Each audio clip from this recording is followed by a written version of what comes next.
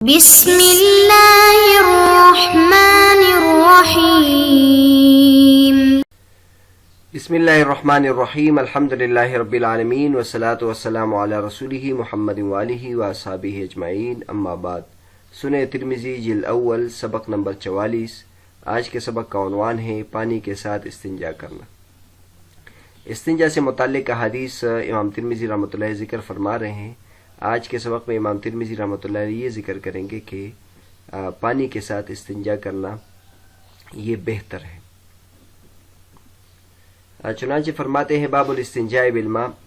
وبه قال حدثنا قتيبة ومحمد بن عبد الملك بن أبي الشوارب قال حدثنا أبو عوانة عن قتادة عن معاذة عن عائشة قالت مرنا أزواجكن أن يستتيبوا بالماء فإني أستحييهم فإن رسول الله صلی اللہ علیہ وسلم كان يفعله۔ قتیبہ اور محمد بن عبد الملک بن ابی شوارب ہمیں بیان کرتے ہیں، وہ کہتے ہیں کہ ہمیں حدیث بیان کی ابو عوانہ نے، وہ قتادہ سے نقل کرتے ہیں، وہ معاذہ سے نقل کرتے ہیں، اور وہ حضرت عائشہ رضی اللہ تعالیٰ عنہ سے نقل کرتی ہے کہ حضرت عائشہ رضی اللہ تعالیٰ عنہ نے فرمایا کہ تم عورتیں اپنی خاوندوں کو حکم کرو کہ وہ پانی کے ساتھ استنجا کرے، کیونکہ میں ان سے پردہ کرتی ہوں اور مجھے ان کو بیان کرتے ہوئے شرم آتی ہے، کیونکہ نبی کریم صلی اللہ علیہ وسلم پانی کے ساتھ استنجا کرتے تھے۔ اس سے پہلے امام ترمذی رحمۃ اللہ نے پتھر سے متعلق استنجا کے جواز کے بارے میں بتایا کہ اگر پانی نہ ہو تو پتھر کے ساتھ بھی استنجا کافی ہو جاتا ہے، لیکن اگر پانی موجود ہو تو پانی کے ساتھ استنجا کرنا زیادہ بہتر ہے، کیونکہ پانی کے ساتھ استنجا کرنے سے زیادہ پاکی حاصل ہوتی ہے۔ اور اس سلسلے میں انہوں نے حدیث ذکر کی کہ حضرت عائشہ رضی اللہ تعالیٰ عنہ نے عورتوں کو بیان کیا کہ اپنے خاوندوں کو یہ حکم کرو کہ وہ پانی کے ساتھ استنجا کرے، کیونکہ حضرت عائشہ رضی اللہ عنہ فرماتی کہ میں یہ بات مردوں کے سامنے خود ذکر نہیں کر سکتی، لہذا تم ان کو یہ بات بتاؤ۔ اور اس کی وجہ یہ ہے کہ نبی کریم صلی اللہ علیہ وسلم اس طرح کرتے تھے، یعنی پانی کے ساتھ استنجا کرتے تھے۔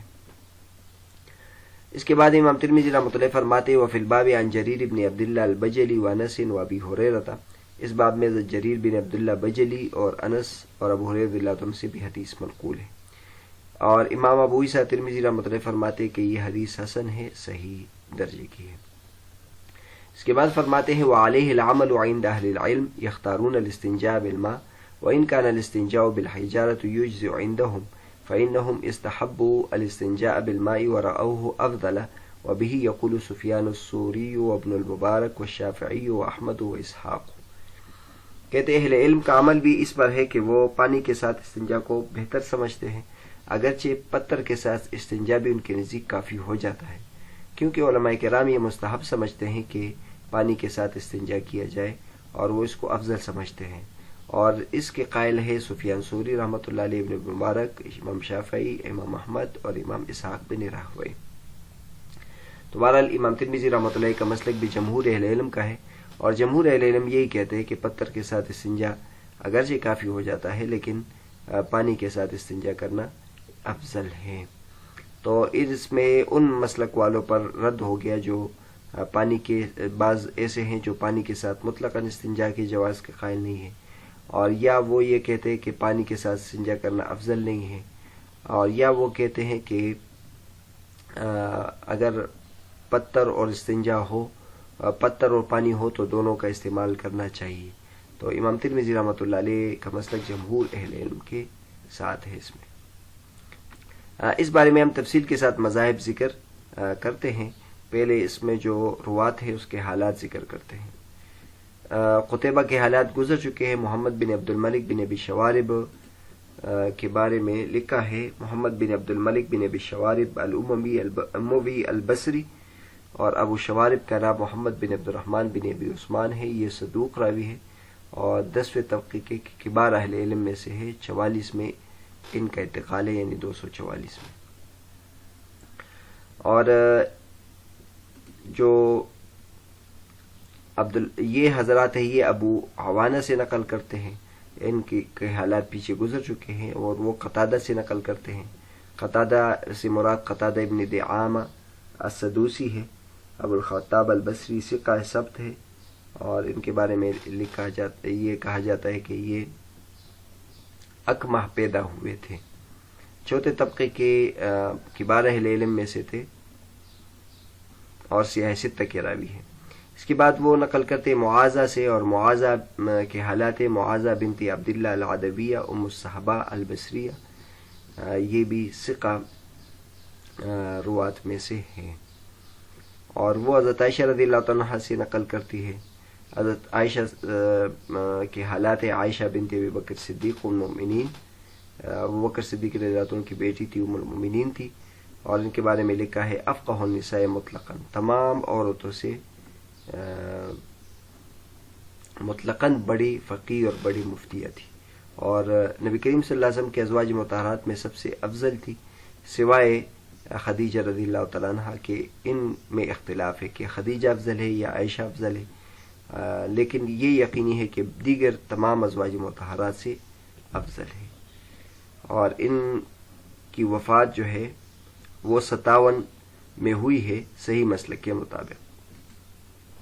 ایک تو اب اس حدیث میں جو فقہی باتیں ہیں وہ ذکر کی جاتی ہیں، تو سب سے پہلے اگر آپ دیکھ لیں حضرت عائشہ رضی اللہ تعالیٰ عنہ نے مردوں کو براہ راست یہ حکم نہیں دیا بلکہ ان کے عورتوں کے واسطے سے یہ حکم دیا، تو اس سے یہ معلوم ہوا کہ عورتوں کو براہ راست مردوں کو تعلیم نہیں دینی چاہیے، بلکہ واسطہ ہو تو یہ اچھی بات ہے۔ تو حضرت عائشہ رضی اللہ تعالیٰ عنہ عورتوں کے واسطے سے مردوں کو تعلیم دیتی تھی۔ جہاں تک پانی سے استنجا کے بارے میں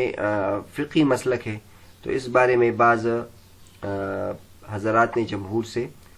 مختلف ہے، اس لیے امام ترمذی رحمۃ اللہ نے یہ باب قائم کیا ہے اور اس میں جمہور اہل علم کا مسلک ذکر کیا ہے۔ تو پانی سے متعلق جو مسائل ہے اس کو ہم 4 حصوں میں تقسیم کرتے ہیں۔ نمبر 1 سوال یہ ہے کہ پانی کے ساتھ استنجا میں اختلاف، تو جمہور اہل علم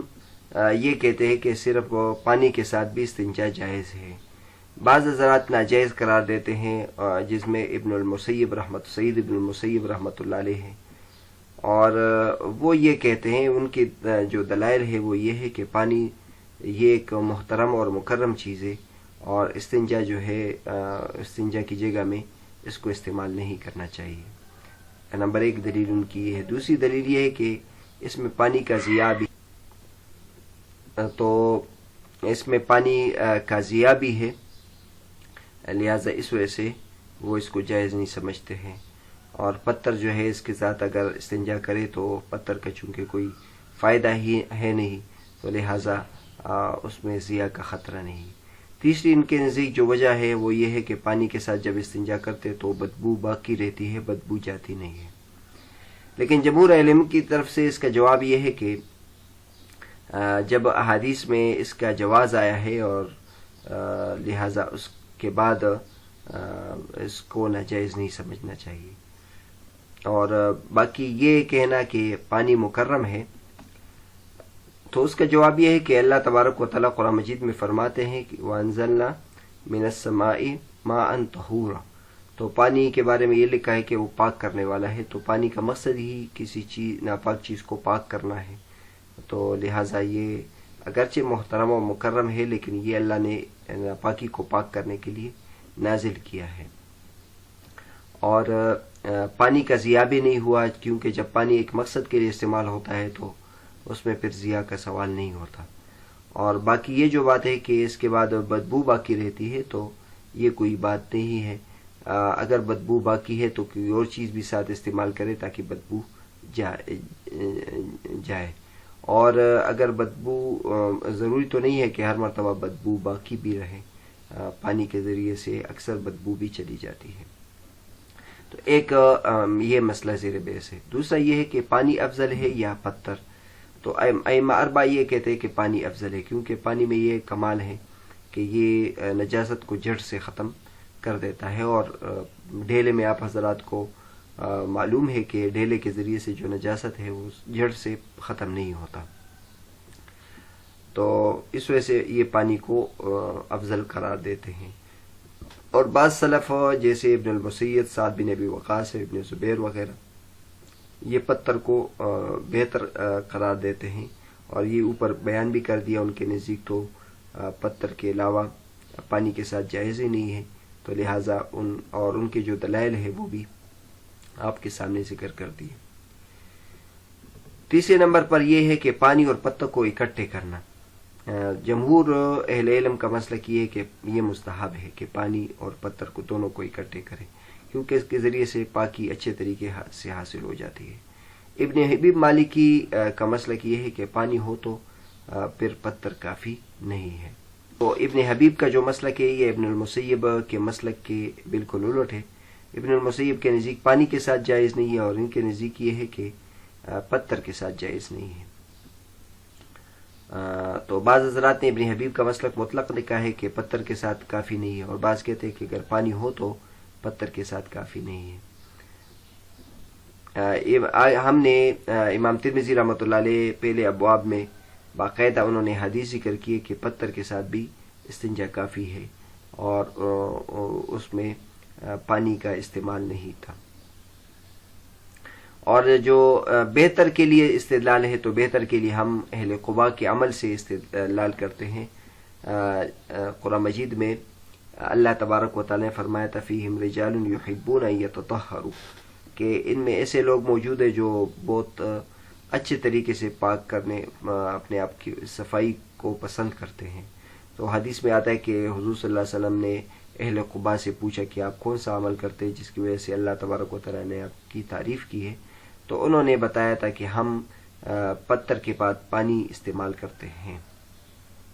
تو اس سے جمہور اہل علم استدلال کرتے ہیں کہ پتھر اور پانی دونوں کو اکٹھا کرنے سے زیادہ یہ بہتر ہو جاتا ہے، اور زیادہ تو لیکن اگر اس دلیل کے بارے میں دیکھیں تو یہ دلیل اگرچہ صریح ہے لیکن یہ ضعیف ہے، اور اس کے بارے میں یہ آتا ہے کہ یہ شدید، اس کی جو سند ہے وہ شدید ضعیف ہے۔ تو بہرحال پھر عمومات سے ہم استدلال کریں گے، اور وہ یہ ہے کہ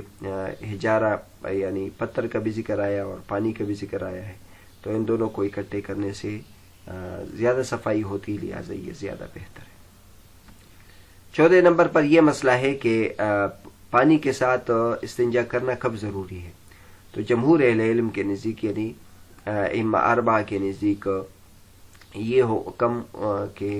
پتھر کے ساتھ استنجا کافی ہو جاتا ہے اس وقت ہے جبکہ نجاست مخرج سے متجاوز نہ ہو، یعنی اگر نجاست صرف اس پاخانے کی جگہ پہ لگی ہو، شرمگاہ پر لگی ہوئی ہو، تو پھر پتھر کے ساتھ استنجا کرنا کافی ہے۔ لیکن اگر یہ جو نجاست ہے یہ اس سے متجاوز ہو، دوسری جگہ میں بھی لگی ہو، یہ خاص طور پر اس وقت ہوتا ہے جبکہ انسان کا کو دست لگے ہوئے ہو اور اس کا پیٹ نرم ہو، تو ہو سکتا ہے کہ اس کی جو نجاست ہے وہ دوسری جگہ میں بھی لگی ہو، تو اس وقت پہ اس کا حکم یہ ہے کہ اس کے لیے دھونا ضروری ہے۔ اور اس کی وجہ یہ ہے کہ دراصل ہم اگر دیکھ لیں کہ اگر صرف پتھر کے ساتھ ہم استنجا کریں تو پتھر کے ساتھ جب استنجا کرتے ہیں تو وہ نجاست مکمل طور پر ظاہر نہیں ہوتی بلکہ اس جگہ لگی رہتی ہے، البتہ یہ کہ اس کا جو اکثر حصہ ہے وہ ختم ہو جاتا ہے۔ لیکن اب بظاہر تو یہ ناجائز ہونا چاہیے کیونکہ نجاست تو سرے سے بالکل جڑ سے ظاہر نہیں ہوئی ہے، لیکن ہم اس کو جو جائز قرار دیتے ہیں وہ اس وجہ سے جائز قرار دیتے ہیں کہ حدیث میں اس کو جائز قرار دیا گیا ہے، اور جب نص میں اس کا جواز آ گیا ہے تو اب عقل کے ذریعے سے ہم اس پر ناجائز ہونے کا حکم نہیں لگاتے۔ تو اس ناجائز ہونے کا جو حکم ہے یہ اس وقت ہم لگائیں گے جبکہ صرف نجاست اس مخرج میں ہو، تو چونکہ یہ پہلے سے خلاف قیاس ہے لہٰذا یہ اس وقت تک ہم محدود کریں گے، اس تک مقید کریں گے۔ اگر نجاست اس سے متجاوز ہو تو پھر اس کے لیے دھونا ضروری ہے۔